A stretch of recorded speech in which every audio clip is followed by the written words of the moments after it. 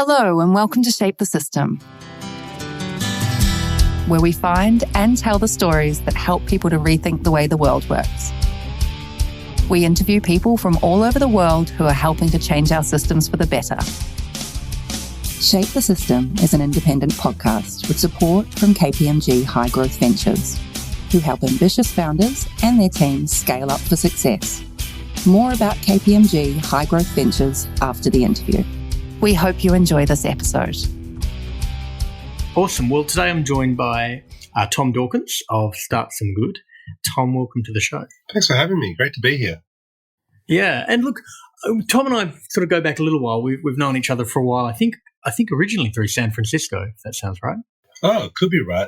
One of my talents in life is remembering where I first met people. They all just kind of go into the kind of rich flow of meeting people in the entrepreneurial world, and I regularly have trouble kind of identifying, was it this conference or that, or this event, or through this person.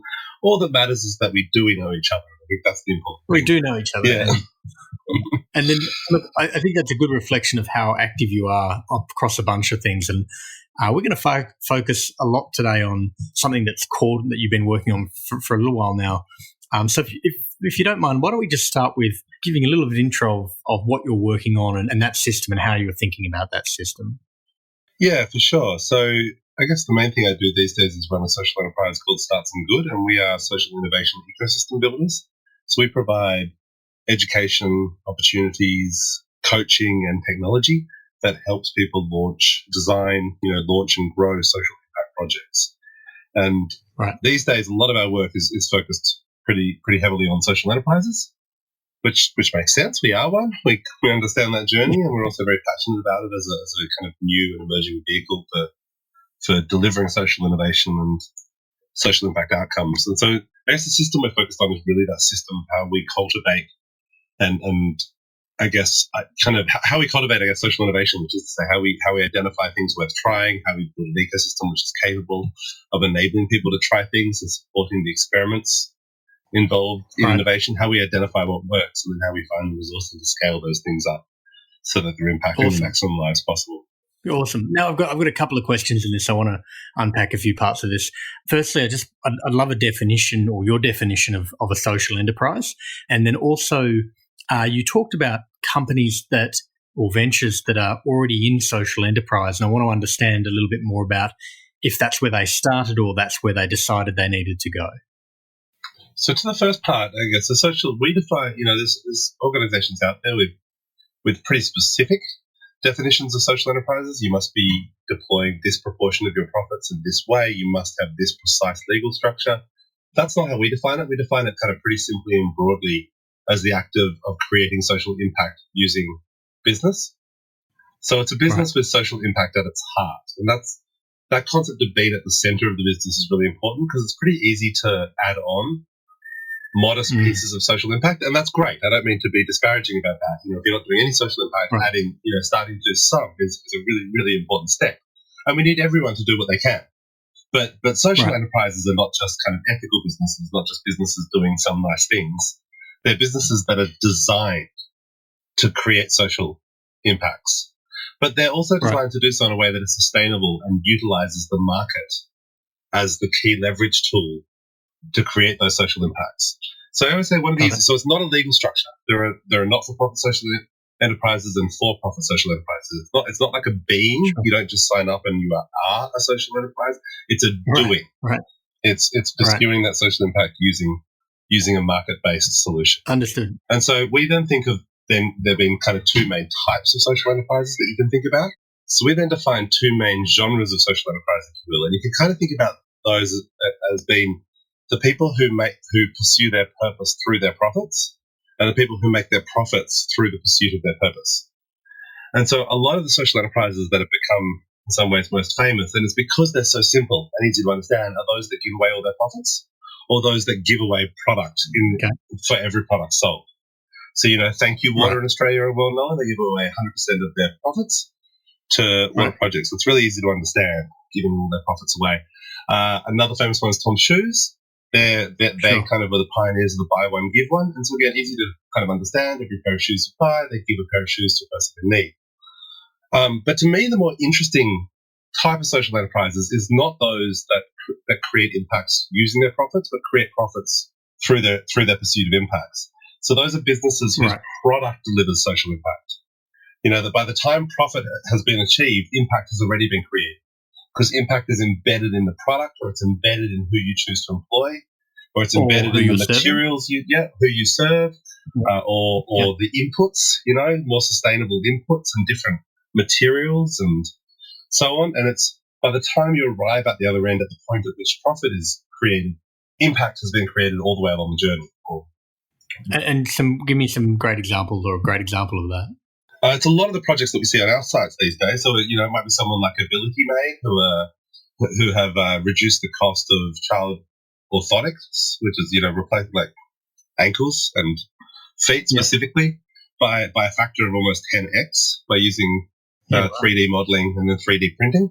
Awesome. It's Ocean's End Bikinis, who make all their swimwear from plastics recovered from the oceans.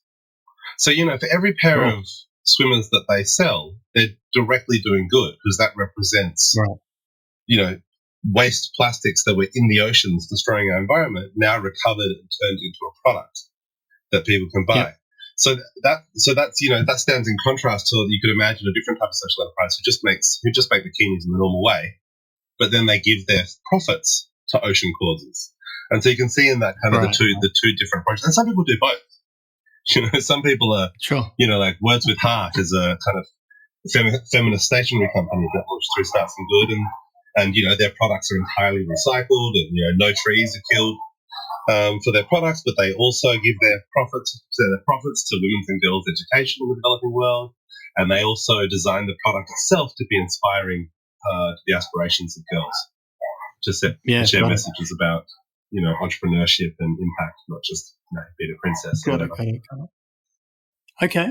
And look, one just tack on question to that, relating to how they arrive in that situation. And just right up front, you said, look, we, you know, help organisations drive innovation in this area. And I'm sort of reading between the lines on that it's kind of a journey that these companies tend to go on, which is we're going to start maybe in one corner of the kind of social responsibility kind of thing, to your point of adding it on to what they're doing, which is, you know, there's no harm in that. And then they move into a project, and then they might make it even more core to their mission. Is that how you see it unfolding a lot of the time, or how does that work? No, these days, I mean, you can come at it from every different direction. I guess there's certainly plenty of companies that have been in existence for, you know, it's never too late to start doing the right thing, as they say. So there's plenty of on-ramps to impact if you're a business that's been in operation for a time. But I think the majority of the enterprises that we work with are purpose-designed social enterprises. These days we actually run quite a number of courses that, you know, these days we do kind of three main things that are public-facing. We run the world's biggest online gathering of aspiring social entrepreneurs, the Starting Good Virtual Summit, each March. And then this only launched earlier this year, we run the Good Hustle Social Enterprise Design Program, which is a 10-week cohort-based online program to design and launch ready social enterprise. And then, of course, we run StartSomeGood.com, which we're best known for, which is a crowdfunding platform for social impact projects with the highest project success rate in all crowdfunding. And you can kind of think of those as a continuum in a way that we're trying to offer, and a pathway where, you know, the virtual summit is inspiration. You know, find out what's possible, hear inspiring stories, you know, see examples of people changing the world using business.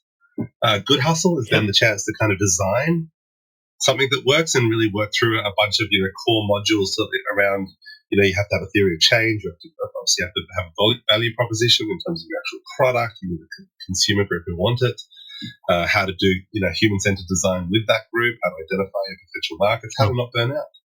The final 20%, of course, is kind of on the human factors, because they're often overlooked, but so important actually to survive the journey. Yeah. And then StartSomeGood is really kind of specialist in helping people launch. It's not the only thing we do, but we see a lot of launches, and we run a lot of programs that lead to launches. So a lot of kind of accelerators funded by companies, foundations, and governments. We run a probably about 8 a year, that all lead, though, to people actually then sharing. One of our great beliefs is that you should get in market as quickly as possible. Sure. Not too soon, but most people, it's like kind of too late. You see a lot of people kind of, I think, bouncing from one accelerator to another, kind of endlessly designing, endlessly consulting, Sure. always endlessly fundraising, but always one step short of launching. Right. I don't really be believers in launching. There's nothing like actually kind of trying to pitch your thing to the public and seeing how they react. And if you just ask people if they want something, they'll mostly tell you they do. Right.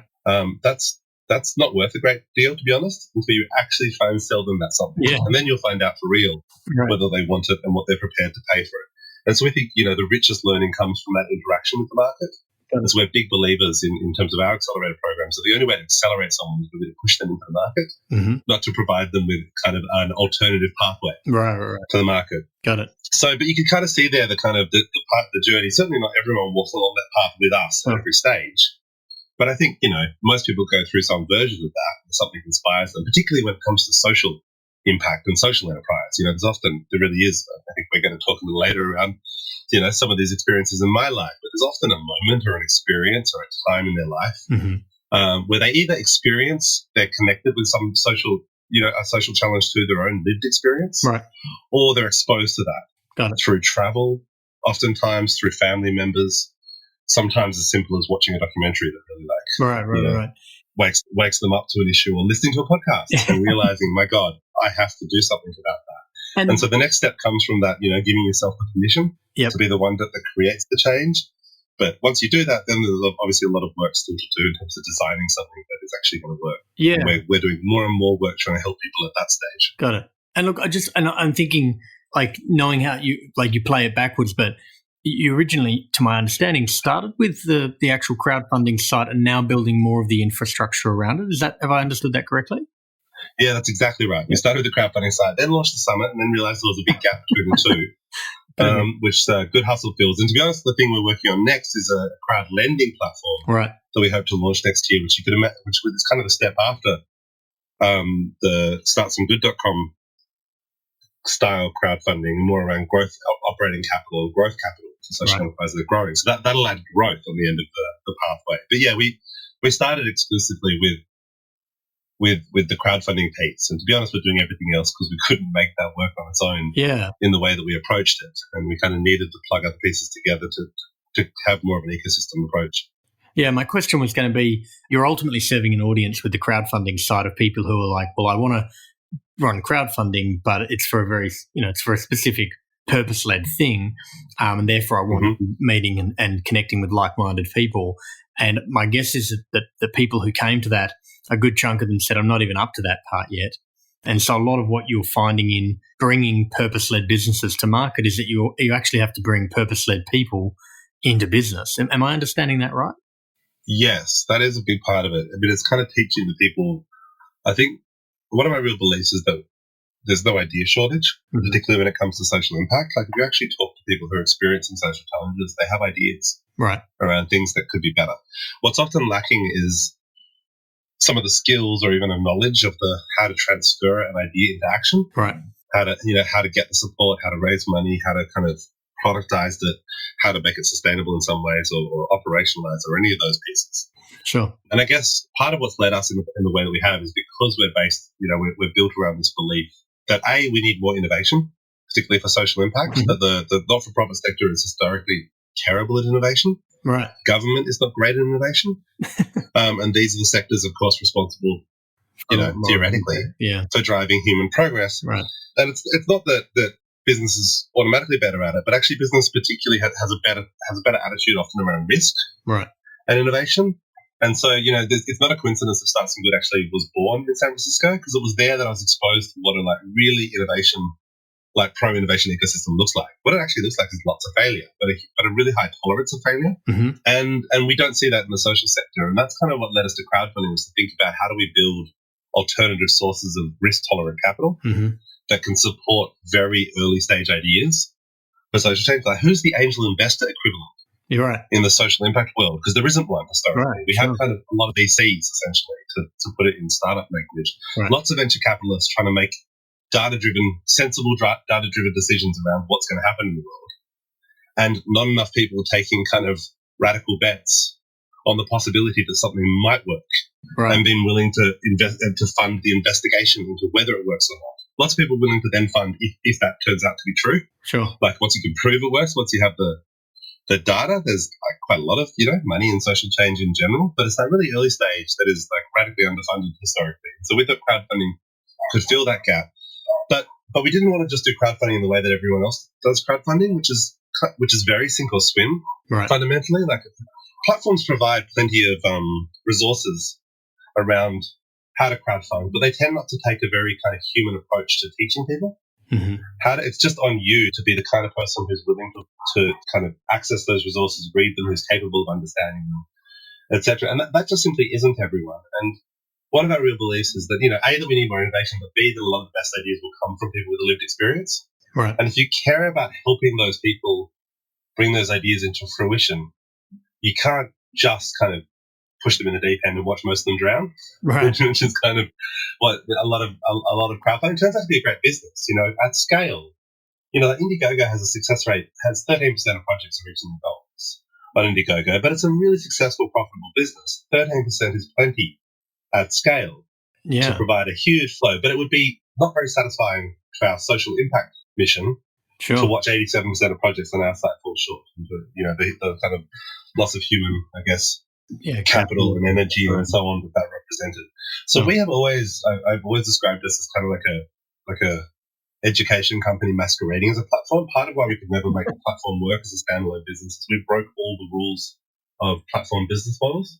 Right. And I didn't know, when we launched, I never actually learned. I kind of run one business before, which was a rave production company back in the day. But, that's a pretty different kind of a business. We gave our profits to youth causes then as well. So it was actually a social enterprise, though I didn't know the phrase at the time. Sure. Probably didn't exist. And so we, one of our real things is that we actually have a very kind of high-touch human approach to supporting people to develop crowdfunding campaigns. Every project in development is paired with a member of our support team, a crowdfunding coach in our team, and gets, like a really unusual amount of human attention. Right. But it turns out you can't actually you can't scale it. You can't pay for that through the usual crowdfunding business model of clipping a ticket on a small percentage only for those who succeed at the end of the whole process. Sure. And so we increasingly look for, we found ourselves in a funny position a few years in a way where we did too much and too little. In terms of the business model, we did way too much. We provided too much support, too much value, too much help, too much feedback. In terms of our impact model, we still felt like we're providing too little. Too little actual structure, too little support on creating really amazing campaigns that are ready to launch, ready to raise money, ready to change the world. Right. And so we started looking around for who else might be willing to fund that. We knew we couldn't kind of charge the community innovators, as we call them, particularly people with a lived experience and not in a great position to, pay for a lot of entrepreneurial coaching directly. But there are, in fact, lots of organizations out there who are invested in that, or who would like to support, I guess, that sort of grassroots innovation, community projects, or emerging social enterprises. And that's where we've slowly, initially through partnerships, running all these accelerators and programs where we're able to provide more focused support to those projects funded by someone else, funded by a company or a foundation or a government that wants to support that kind of innovation. And that's then led, I guess, into into things like our Good Hustle program now, which does have, which is about a 50-50 between various scholarship programs flowing into it with people paying for seats. So we're able to offer them on a heavily discounted basis and people just paying for their own seats. Right. But it's kind of based on, I guess, doing that deeper work with enterprises while they're getting launch ready and then actually getting to see what works. So one of the great things about crowdfunding, I guess, is you get pretty fast feedback on whether it was in fact launch ready. Mm-hmm. You might have thought it was, but the market will let you know pretty quickly whether in fact that's hitting the mark. And so we've, over 8 years, we've had a lot of exposure to what works, what doesn't, what are the things that make a difference. And so with Good Hustle, we kind of reverse engineer that. Sure. Is that actually the best time to start teaching people some of these core principles is not when they're planning to launch in 3 weeks, which is when a lot of people rock up to the platform, of course. If not in 3 days, people often turn up and start, submit a draft on Thursday and are frantic to launch on Friday. Right. It's actually the kind of, teach them at the earliest possible stages when they're kind of designing the product and thinking about the impact they want to create.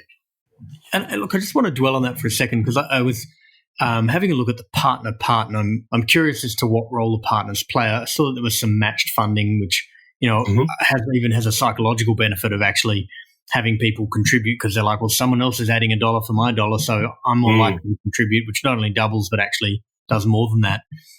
But it also sounded like that the role the partners are playing is in facilitating some of the necessary personal development of the individuals to enable the whole thing to happen. I guess I'm curious if that's the role that the partners are playing, and to uncover a little bit more about that, but also understand, is there not an opportunity for other crowdfunding, more traditional crowdfunding sites to potentially operate that way? It seems kind of smart in a way. It's tricky, as I said. It's kind of quite tricky to fund it. We are, in practice, we're an agency. We run, we run programs on behalf of partners on a fee for service basis. Right.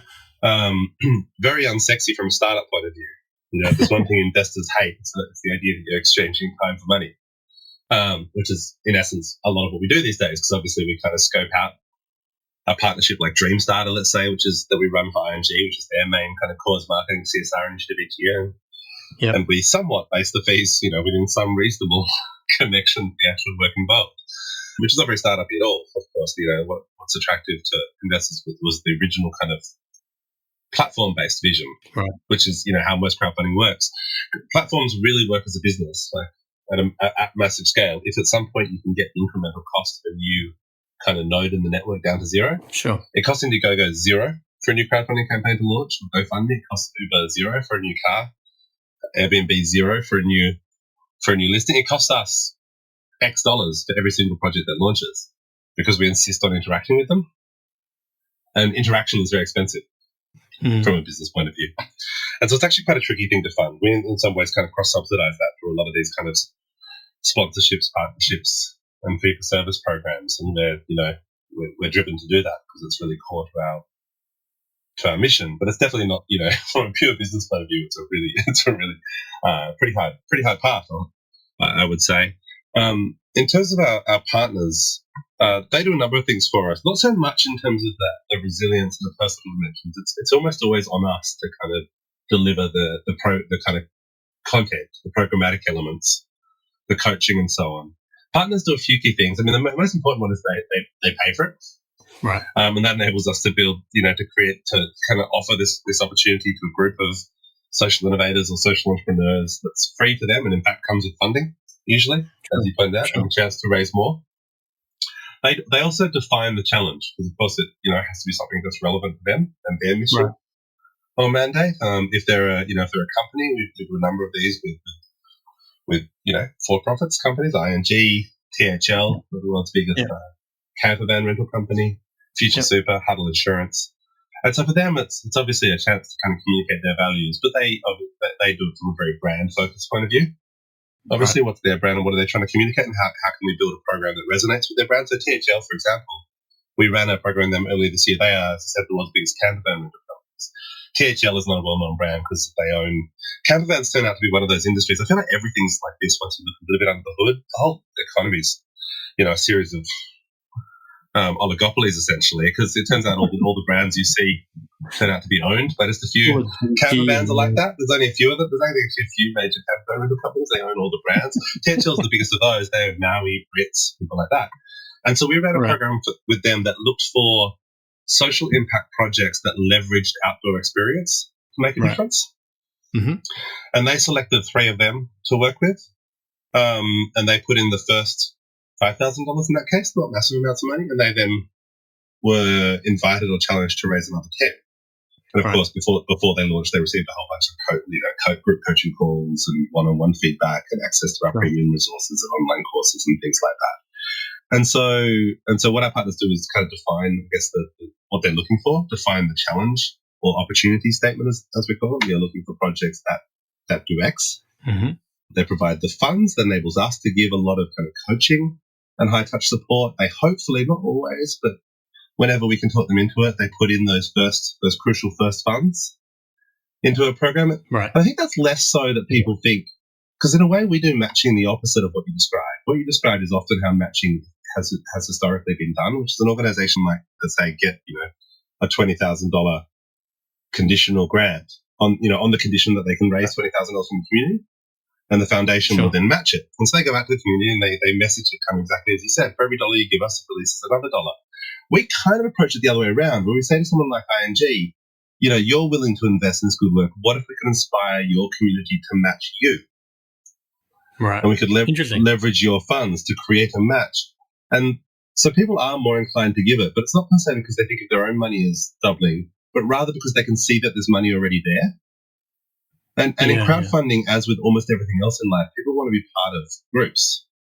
It's that most people, because a group validates, a group reassures. Most people would much rather wait at a restaurant with a line out the door than walk into the empty restaurant next door, even though they'll be seated and served much quicker because they're stressed about the empty restaurant. They're worried it represents like dodgy food, and they feel reassured about the full restaurant that represents good food. It's the same basic thing with a crowdfunding campaign. You see a crowdfunding campaign that already has $20,000, 100 supporters, whatever, and you go, that's a good project. Before you've even read it, on some subconscious level, your mind has already recognized that's something's going on here. Social proof. And you don't need to worry as much about it because that's essentially like some group of people who've gone, I believe in this. I believe in it so much, I put my own money in. And when you see evidence of that belief from others, it becomes a lot easier for you to believe yourself. And so we just think it's a much more actually effective way to deliver a match partly because I've also learned that people don't read that carefully online. So it's important to signal things through design and, stuff that can be grasped in a moment. So whereas if you launch it, if you have a $20,000 match, but you have to raise the community money first, you launch a campaign on 0, and then you have to raise up to 20 to get the other 20. So somewhere in the words, you're saying, we have a match. Every dollar you give is another dollar, but people have to then actually stop and read, and not everyone does. Whereas in our version, there's a thermometer to 40 and it's already at 20. And so in an instant, you can grasp halfway.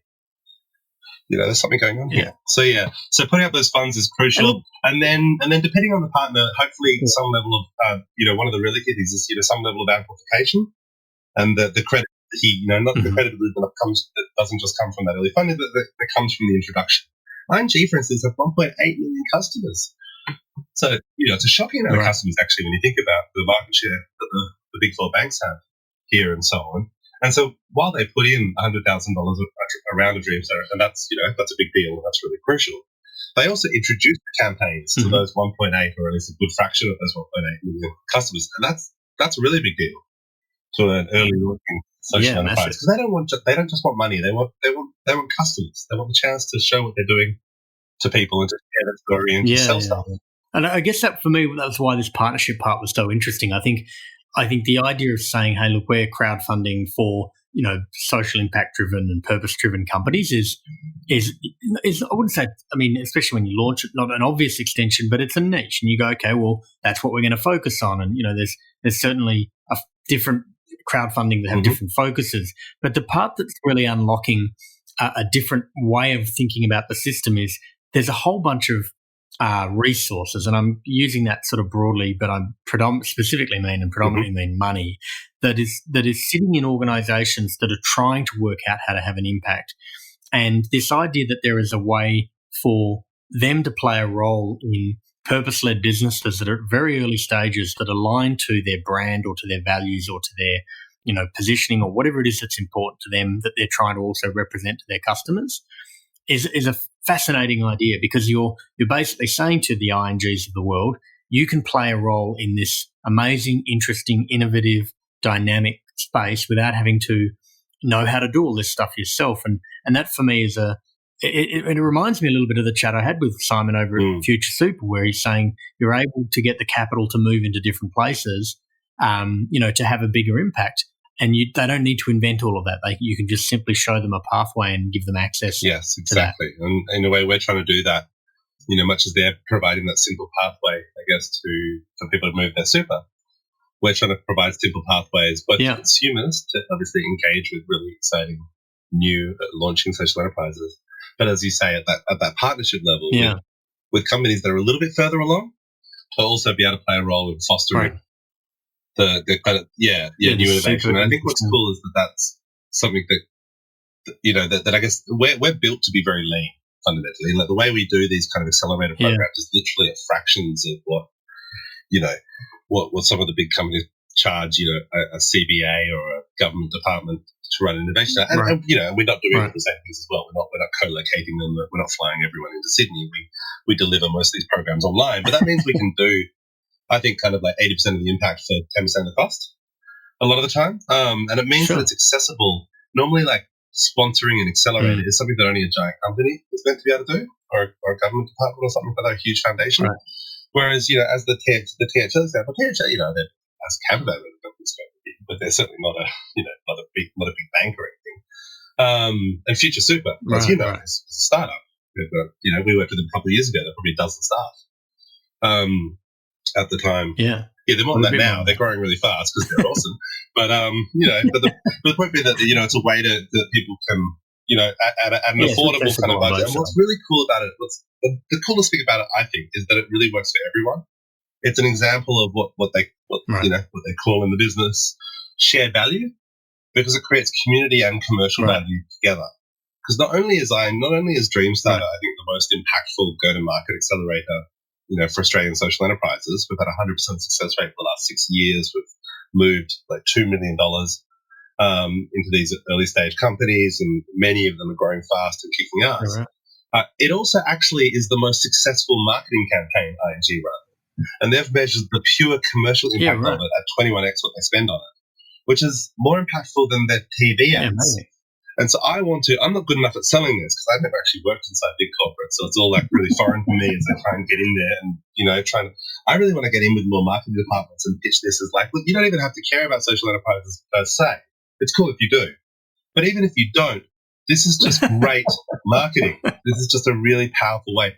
And it's great marketing because it inspires people to share. And I think ultimately that's the key to all successful marketing today, is not just brute force interrupting people, but inspiring people to want to share your message for you. And it's something we hear back from ING a lot. They say that, people forward this email on. It's the only email we send each year that people forward to other people, because who does that with an email from their bank? But when, the DreamStarter email, people do send it around, they often forward it to me. Look what I got. I'm like, I know. I know, we do this every year, but it's very cool. And so I think, if we can get more people understanding that dynamic, that it's not just a cool thing to do, it's actually just a really effective way to build your brand and to inspire your customers and to bring new people into your community, then I hope we'll see more and more people realizing that they can take, that we don't just need to play for the CSR budget in a way, or just the foundation budget or the philanthropy budget. We can get into the marketing and the brand budgets. Now we're talking. But you don't have to be huge to do that. With THL, I know it's not sprouting numbers on the air. It's not that kind of show, but very accessible. And I just think, the more that we can do this, the more exciting and dynamic, our economy can become as well. Love it. Because of this exciting new product. Yeah. So I want to come back a step. I want to understand how you got here. Like, I've got the arc of the curve from the last 4 or 5 years, but how was it that you arrived at StartSomeGood? Like, what's the backstory here? I won't go all the way back. I mean, I've always been a starter-upper of things. And I was very privileged, to have, 2 parents who were very purpose-driven and supported me to find my purpose and pursue it. And I was the fortunate recipient of some great experiences and opportunities when I was a teenager. But I've always been someone that, by the time I finished university, I founded 3 not-for-profits, all of them focused on how you inspire my peers at that time, like younger friends, to become more actively involved, to become more active citizens, to make a difference, to become change makers. And in the pursuit of that mission, we did a million different things. I opened the first co-working space in Australia. I ran a film festival that toured around the country. We sent youth reporters out on the campaign trail with the Prime Minister and the opposition leader during several elections. Cool. We did prototype online summits in 2001.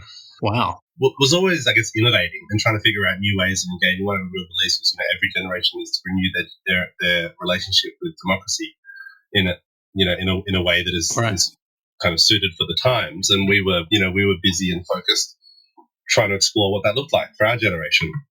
And we knew that technology was key to that. And so we were just doing a lot of things, but I didn't really have any kind of broader perspective on the system. Let's say, I had a good idea around, some good ideas around the kind of, I guess, the system of the citizenship system and the political system and how people engage and interact, but not really the innovation system or the entrepreneurial system or these other things. I just had my own perspective. I just had my own experience. I had, a sample size of one. And that was, the 8 years I led this organization called Firewire, which is still around today, and I raised about $1 million. But it was, brutally hard work. A bunch of 20-somethings we were trying to raise money for things that no one had done before.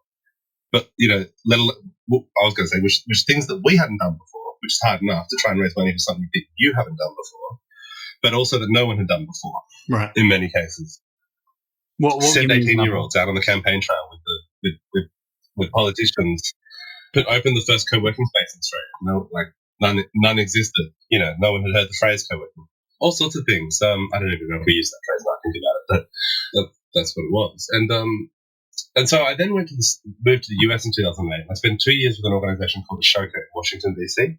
And Ashoka, the founder of Ashoka, Bill Graham, invented the phrase social entrepreneurship about 45 years ago. They were literally the first organization focused on how do you find and support and help scale kind of innovations from, this particular breed of change makers who are using a business style approach and business concepts, to make a difference. Yeah, not necessarily social enterprise. It wasn't about business models. It's about being entrepreneurial. It's about, inventing and scaling and thinking about replicability and scalability and systems change and so on.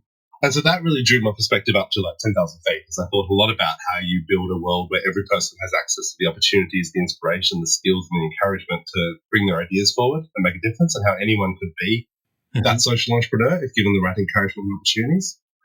And then I moved to San Francisco, and I spent 2 years there, and I very quickly, as you'd imagine, became really fascinated by everything that was going on in San Francisco and the Bay Area, and I was working in the city and commuting, which is a drag, but, gave me access to the South Bay and San Francisco. And what were you doing in San Francisco? I went over there to open an office for a startup that was building tools and providing consulting for social enterprises and not-for-profits to use social media. I've been the first ever digital comms director at Ashoka. So I'd set them up on social media, and then I ultimately became the social media director for an organization called Hope Lab, which is an innovation lab for social change. Right. And it was there that I began to think a lot about some of those things I was saying earlier around. Well, how do we fund innovation in the sector that I care most about, the social impact sector, and that realization that this is kind of what a pro-innovation ecosystem looks like. It looks like kind of a lot of risk-tolerant capital that's prepared to fund experiments. And I realized that we never see that in the social trade. It kind of put me in mind. I'd been living in DC when Obama was elected, and one of the early things the Obama administration did was set up the President's Council on Social Innovation and announce a big grant round. And, we're all really excited, the dozen of us in the less capitalized social innovation niche at the time, and really pumped, this is going to be so great. Imagine all the cool projects that'll get funded, imagine all the great experiments, all the learnings that will come from it. And then they released their criteria for the grants, and they were calling for quote unquote proven models of social innovation. And that's kind of where we always get stuck, right? With most kind of government or even big foundation or even big corporates in general funding for social innovation. Exactly. We like the idea of innovation. Innovation sounds really awesome, and we all know we need it, but no one wants anything to fail. So it needs to be proven. So innovation, and of course, proven innovation is literally a contradiction in terms. Innovation is literally things that are not yet proven to work. That's what innovation is. Something might still be innovative, early in the cycle. Sure. And you could even argue that that's exactly the right thing for government to do. The government should play the VC role. They should, it's public money, and I would actually argue the opposite. That's what we should be. But, that's why I think government has an important role in blue sky technology research. The stuff that isn't practical enough for industry to fund yet, but sometimes turns into the internet. And that's why that's so important. And so I would argue the same thing with social. But, I can imagine you could make a coherent argument that says that's exactly what the criteria should be for government funded. Things that are still early on, but proven. And that's all very well, but someone's got to pay for the proving. And it was in Silicon Valley or San Francisco Bay Area that for the first time in my life, I saw a group of people who were paying for the proving, who were willing to, who were angel investors putting money into startups, knowing they were 90% likely to fail, completely embracing that risk profile. Right. But with this kind of completely different orientation around, and look, it has its own problems. This orientation around everything needs to be a potential 100x hit. because 90% of my bets are going to fail, everything at least theoretically is going to pay for the portfolio. That in and of itself is a huge blind spot around like good, interesting, sensible ideas that might only 10x your money rather than 100x them. Is actually like weirdly difficult to get funding for. You know, smart, sensible ideas that could make a bunch of money, but not like not monopoly rents. Yeah. But it was really exciting. I think with that, it's not just the kind of specific movements of money; it's the culture that comes with that, which is, I think, just an excitement and a tolerance and an interest and a curiosity around what's new and what's possible. And then how did that lead you back to Australia? Getting pregnant got me back to Australia. How did that get you back? You know, happily working in San Francisco. I kind of had to leave at some point soonish anyway if I was going to focus on StartSomeGood. I mean, I could have tried to sponsor a new E3 visa into StartSomeGood and so on. But at the point, you know, for the first year I was working at StartSomeGood, I was owned by by another company I was working for because, you know, with a working visa, there's not a lot of flexibility. Yeah, it's full time or bust. That wasn't the challenge. Right. I try to work 4 days, a day a week, which is, you know, the best way to do it really when starting a new thing potentially. But and equally, the moment at which I gave up that visa, it's a little bit more reasonable now. But at the time, it was 14 days or 10 days, I think, to get out of the country. So I didn't really, you know, I was keen. I didn't get to the point where I was ready to be able to, you know, when we were earning enough revenue to pay me the required amount to get the visa and to do that. And before we got to that point, we decided it was just time to come home. Yeah, cool. I mean, I think it was ultimately you've sailed into a world where remote and going global and being global day one is eminently doable if you set yourself up right and you like bake that in, and you'd be seeing that. Yeah, that's right. I mean, my co-founder's in Seattle.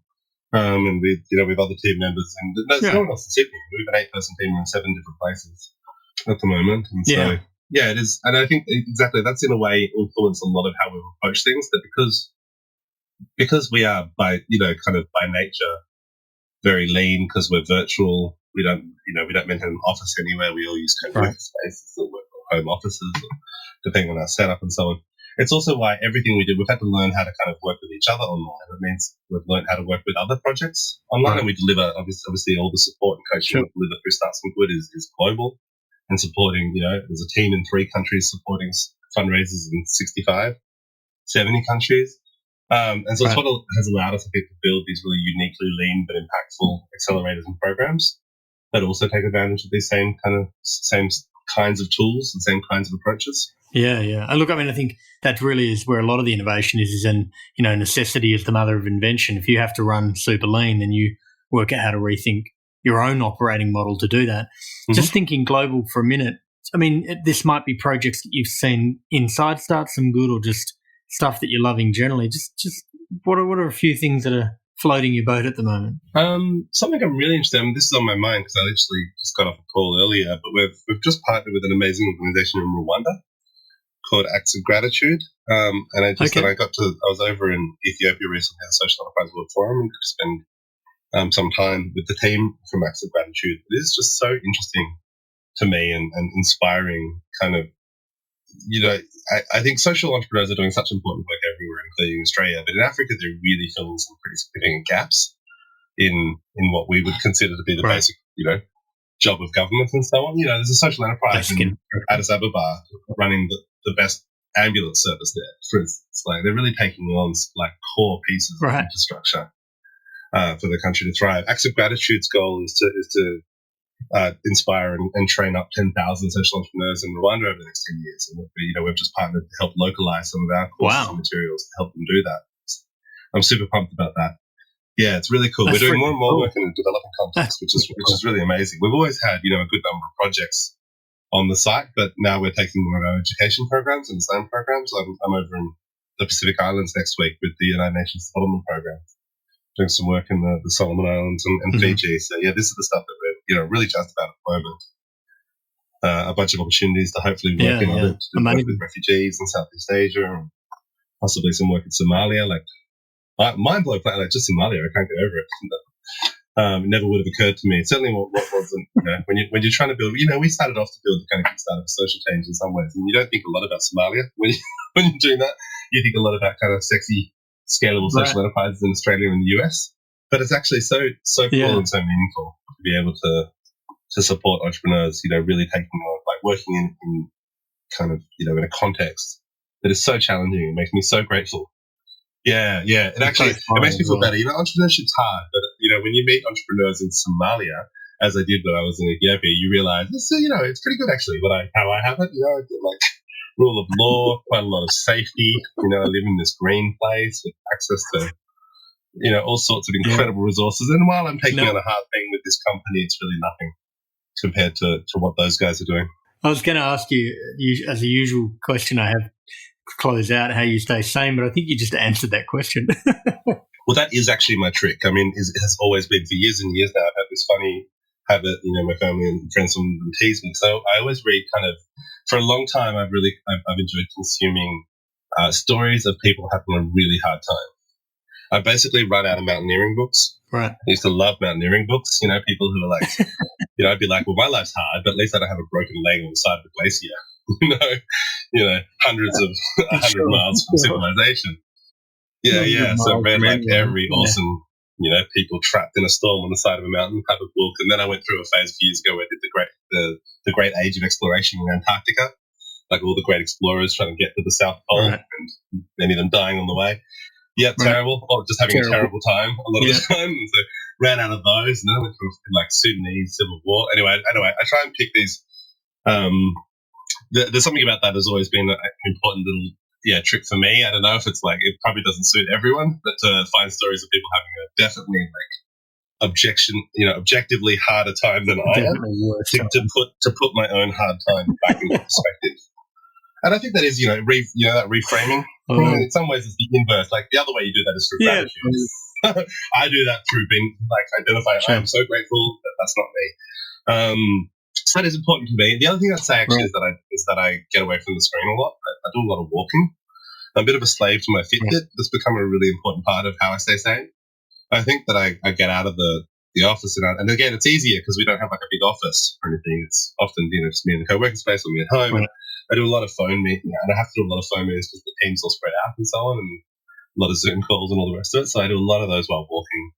I do a lot of, I consciously walk to, I have a thinking rock that sometimes when I have to make important decisions, I have a particular rock I like to sit on by the harbour and think through things. And I think all of that's really important to me. It keeps me moving, gets me off screens, kind of keeps me a little bit connected to nature, even as I'm also connecting to this kind of global enterprise community. Right, that's amazing. We're gonna. I think we'll leave it there for today. What I'd love for you to do is to send a photo of that rock, so that if anyone else needs to make some big decisions, I can. I'll geotag it on Google Maps. People can borrow my rock if they need it. I love it. Tom, thank you so much for coming on, mate. I really, really appreciate your time. Thank you so much. I've really enjoyed the chat, Vincent. It's been a pleasure. All right, mate. We'll talk soon. Cheers.